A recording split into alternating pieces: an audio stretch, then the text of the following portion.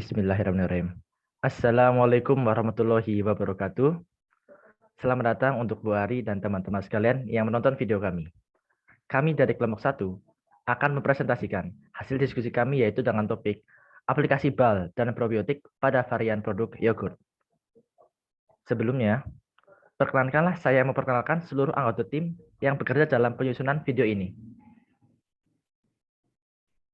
Yang pertama ada Ira Saputra, Asri Divindia Palupi, Masis Fauziah, Ihsan Arif, Prana Mukti Wicaksono, Alfiah Turrohmah, Edi Permana Setiawan, Siti Khalifah, dan Isi Nur Fatimah. Untuk pembukaan, kita akan masuk ke latar belakang topik.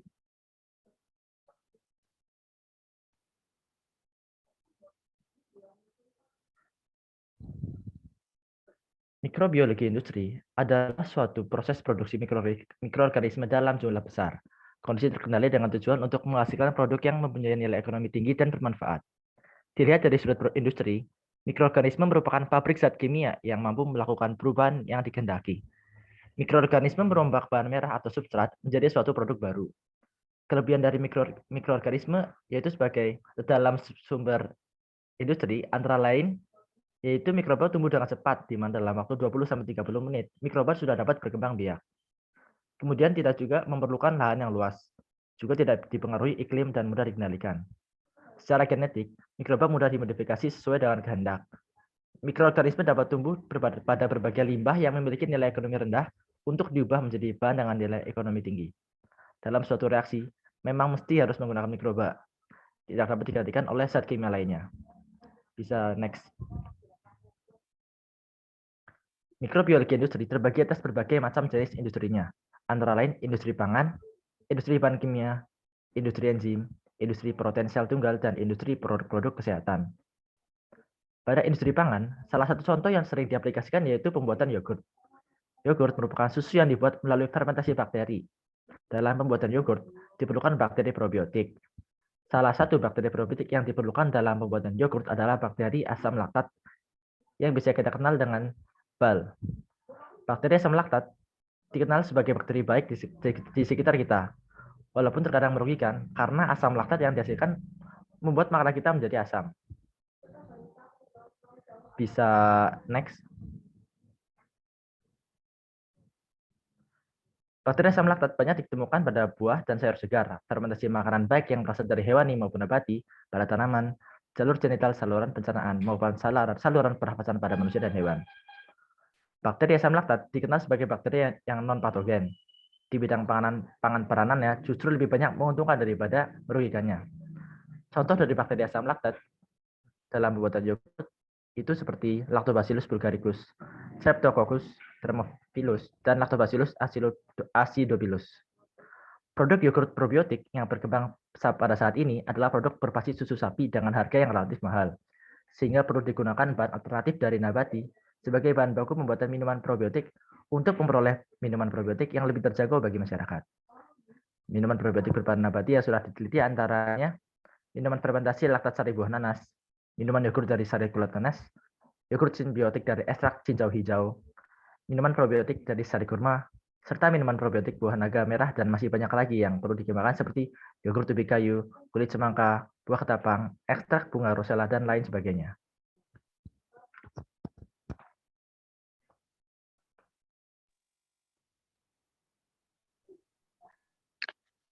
Mikrobiologi industri. Mikrobiologi industri merupakan suatu usaha memanfaatkan mikroba sebagai komponen untuk industri atau mengikutsertakan mikroba dalam proses. Pada perindustrian, mikroorganisme adalah pabrik zat kimia yang mampu melakukan perubahan yang dikehendaki. Mikroorganisme merombak bahan mentah, beberapa komponen dari medium tempat tumbuhnya dan yang dianggap sebagai substrat, dan mengubah bahan mentah ini menjadi suatu produk baru. Next.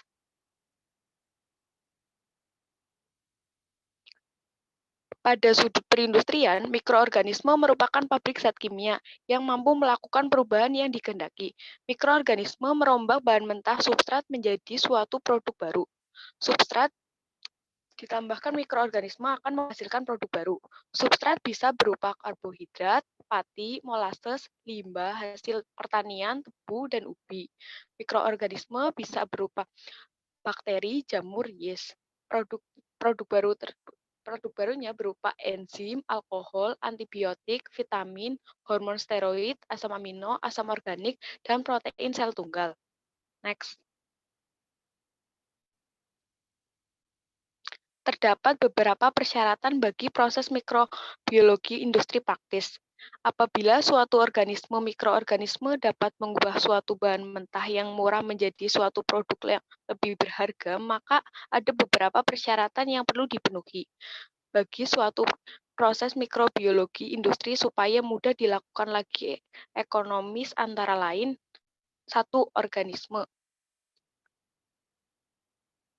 Organisme yang akan digunakan harus dapat menghasilkan produk dalam jumlah yang cukup banyak.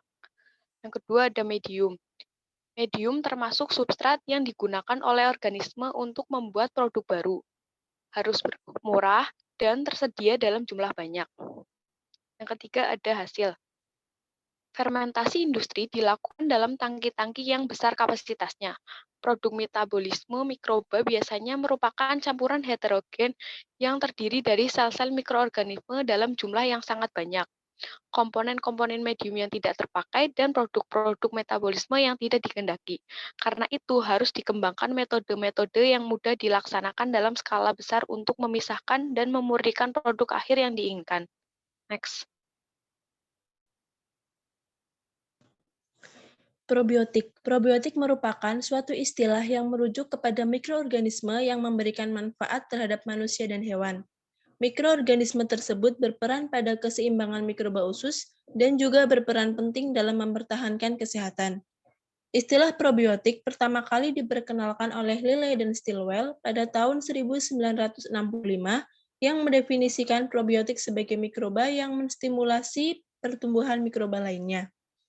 Menurut Food and Agriculture Organization atau FAO dan World Health Organization atau WHO, probiotik adalah mikroorganisme yang hidup dalam tubuh host dengan jumlah yang memadai yang akan memberikan manfaat kesehatan pada host. Mikroorganisme probiotik lebih banyak berasal dari genus Lactobacillus, yakni jenis probiotik yang secara alami ada dalam sistem pencernaan, kemih, dan alat kemaluan tubuh. Contoh makanan yang mengandung probiotik jenis ini adalah yogurt.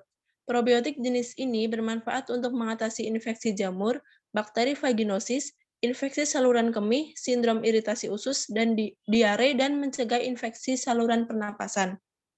Selain dari genus Lactobacillus, terdapat juga dari jenis Bifidobacterium, yakni jenis probiotik yang dapat ditemukan secara alami di usus besar. Probiotik ini dapat membantu meningkatkan lipid darah dan toleransi glukosa. Selain kedua jenis probiotik tersebut, ada juga dari jenis Bacillus, Pediococcus, dan beberapa ragi. Next. Selanjutnya, berdasarkan kandungannya, probiotik dibagi menjadi dua, yaitu single dan multistrain. Probiotik single strain terdiri dari satu strain bakteri asam laktat yang memiliki efektivitas terhadap bakteri patogen tertentu. Sedangkan multistrain terdiri dari dua atau lebih strain bakteri asam laktat yang dikombinasi dan dapat bekerja secara bersinergi dalam menghambat bakteri patogen dalam tubuh.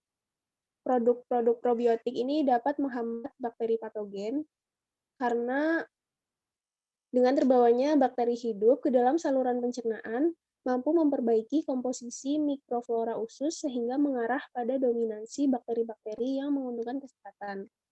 Salah satu contoh bakteri multistrain, probiotik multistrain, yaitu pada proses fermentasi menggunakan Streptococcus thermophilus dan Lactobacillus acidophilus sebagai probiotiknya. Ketika digunakan sebagai kultur campuran, kedua bakteri ini akan bersimbiosis mutualisme, di mana Lactobacillus acidophilus dilaporkan menghasilkan asam amino dan peptida pendek yang menstimulasi pertumbuhan dari Streptococcus thermophilus, sedangkan Streptococcus thermophilus ini menghasilkan asam format yang menunjang pertumbuhan Lactobacillus acidophilus. Next.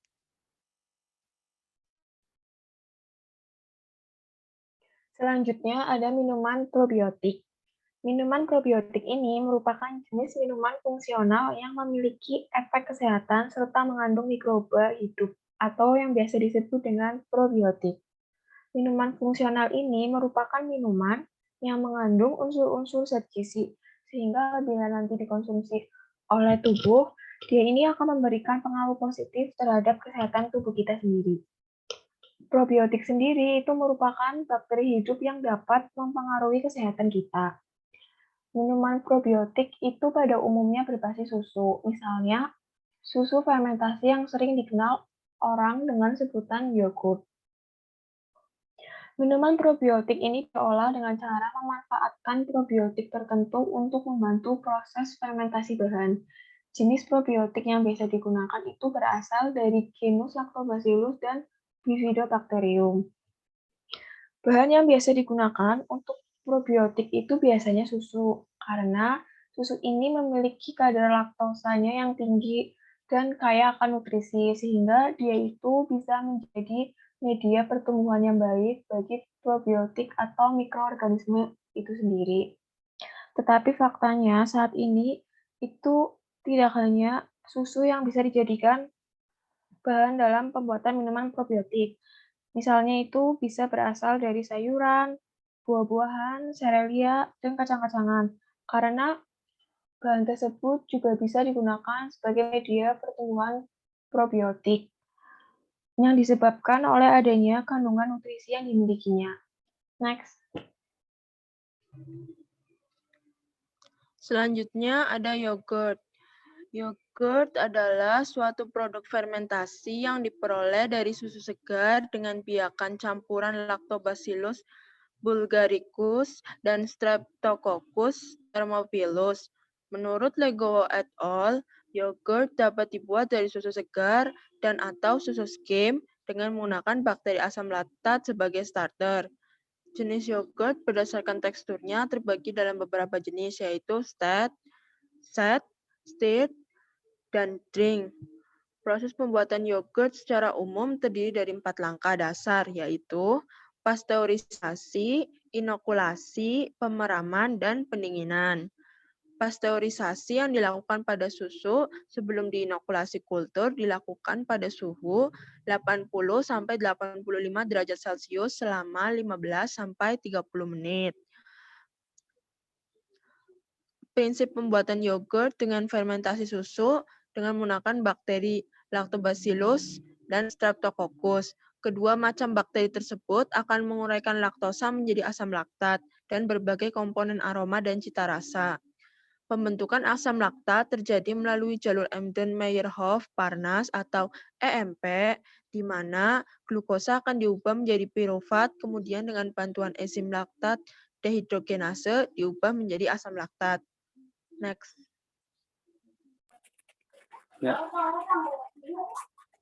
Ya, proses pembuatan yogurt terdiri dari 4 langkah dasar. Ada tahap pasteurisasi, inokulasi, proses pemeraman, dan pendinginan. Yang pertama itu tahap pasteurisasi. Pasteurisasi ini adalah sebuah proses pemanasan makanan dengan tujuan untuk membunuh organisme merugikan, seperti bakteri, protozoa, kapang, kamir, serta untuk proses memperlambat pertumbuhan mikroba pada makanan. Nah, pada pasteurisasi ini susu segar dipanaskan sampai suhu 90 derajat Celcius dan selalu diaduk supaya proteinnya tidak mengalami koagulasi. Pada suhu tersebut dipertahankan selama 1 jam. Setelah dipanaskan, selanjutnya dilakukan pendinginan sampai suhunya 37 sampai 45 derajat Celcius. Pendinginan tersebut dilakukan pada wadah tertutup. Tahap selanjutnya itu inokulasi. Inokulasi ini adalah penambahan bakteri yang dilakukan setelah susu didinginkan kembali hingga suhu 37 derajat Celcius. Penurunan suhu sebaiknya dilakukan secara cepat dan langsung diinokulasi dengan kultur yogurt. Hal ini berkaitan dengan suplai oksigen yang dapat mempengaruhi pertumbuhan kultur yogurt yang bersifat anaerob fakultatif. Tahap selanjutnya proses pemeraman. Proses pemeraman yogurt dapat dilakukan pada berbagai kombinasi suhu dan waktu. Proses pemeraman yogurt biasanya dilakukan pada suhu antara 35 sampai 46 derajat Celcius. dan dilanjutkan dengan tahap filtrasi.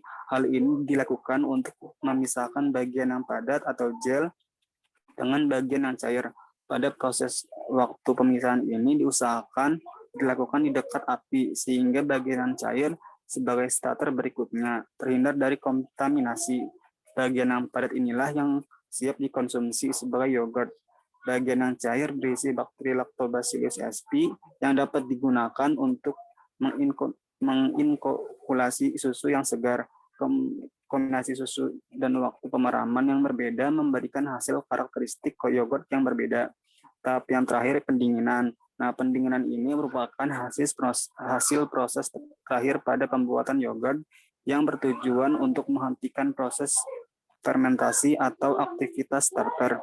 Pendinginan yogurt dilakukan pada suhu 5 derajat Celcius supaya yogurt lebih lezat rasanya, juga ditambahkan dengan potongan buah-buahan yang segar, koktail, nata de coco, atau dibekukan menjadi es, dan juga dapat dicampur dengan berbagai buah-buahan untuk dibuat jus. Next.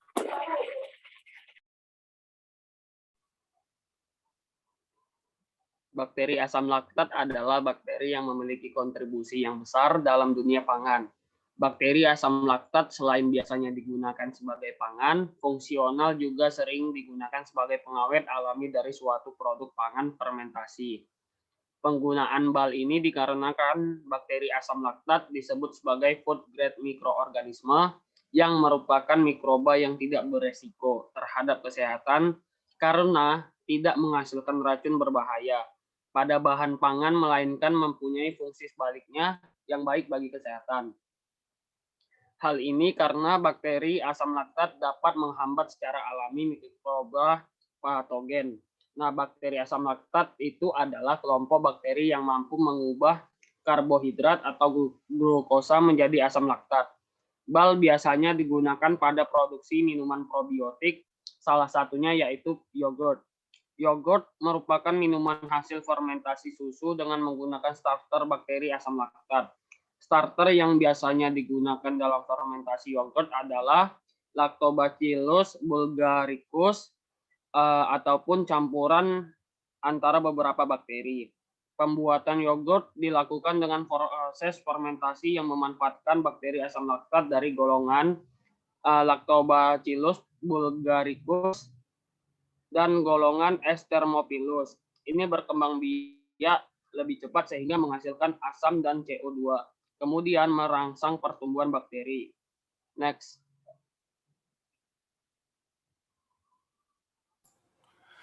Beberapa metabolit aktif yang dihasilkan oleh BAL ini yaitu asam laktat, etanol, hidroperoksida, dan bakteriosin.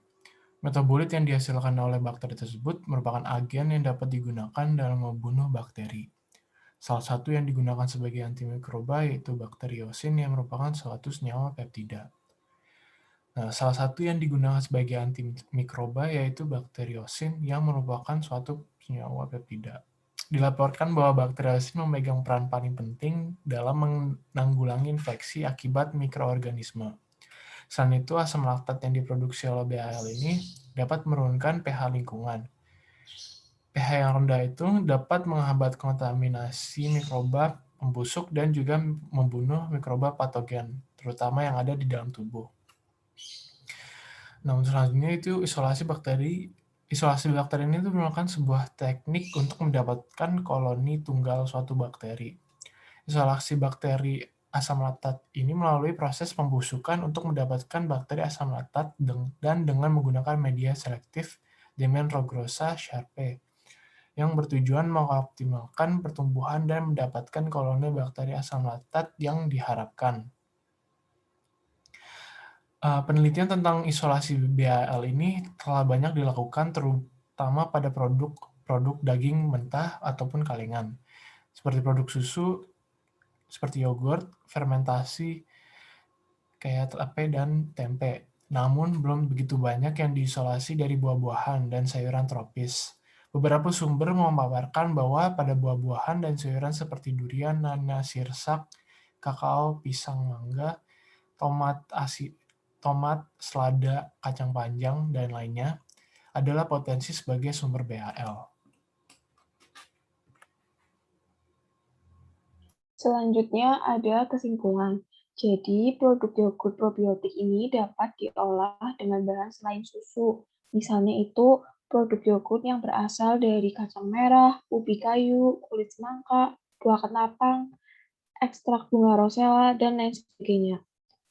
Pembuatan atau produksi yogurt ini juga didukung dengan bakteri probiotik. Salah satunya adalah BAL atau bakteri asam laktat. Biasanya itu berupa genus Lactobacillus. Next.